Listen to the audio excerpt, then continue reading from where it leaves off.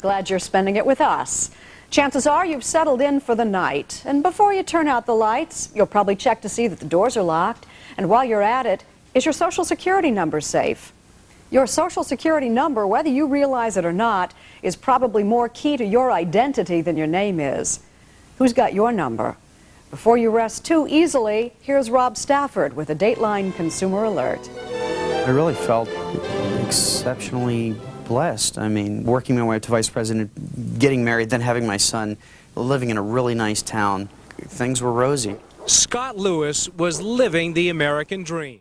So he started to investigate, and so did Dateline. And what we uncovered should serve as a warning, because what happened to Scott could happen to anyone. When he called me, he was overwhelmed. He was in fear. His whole life was falling apart.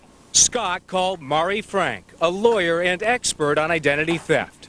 He told Frank he was afraid someone had stolen his identity. But who and why? Was someone out to get him?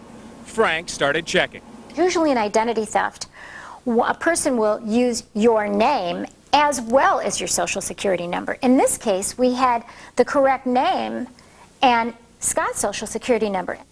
So how did Scott's Social Security number get linked to someone else's name and record? With the help of Frank and Tim Dimoff, Scott learned that more than 10 years earlier, a man was arrested for driving under the influence to the other man's because Scott was now considered his alias. When someone uses a name that's not their own or a Social Security that's not their own, that number is immediately input as an alias. And so the reasoning that the law enforcement people have is, if this person is using an alias here, they may use it somewhere else.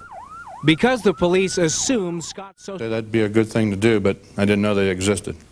The Sheriff's Association told Dateline Swanson was new to the job and the association had neglected to inform him about selling the data. And experts like Mari Frank say that's what's so frightening about Scott's story. With the stroke of a computer key, your personal information is bought and sold all the time without your knowledge. No way to track the information, no way to correct mistakes. There is a huge industry of information brokers. They're making a fortune because they're disseminating information, they're selling information, they're exchanging information, and they are not in control always of the correctness or the accuracy of that information. After our interview, Sheriff Swanson immediately had Scott's record cleared with the information broker. Dateline checked again, and a spokesperson for the broker told us Scott's record is now clean. But Frank says that doesn't mean his problems are over, as she soon discovered. I said to Open, I need to have a list of all of the entities who you sold Scott's criminal background search so that we can go and correct it. They told me they could not do that. The info broker told us it doesn't have the technology to retrieve that kind of information, which means Scott will never know. The place to start is our website. The address is dateline.msnbc.com. We'll show you how to do your own background check and what to do if you find a mistake. And Mari Frank suggests that in the future, if you consent to a background search, look for a box on the form offering to provide a copy of the information and check it. She also says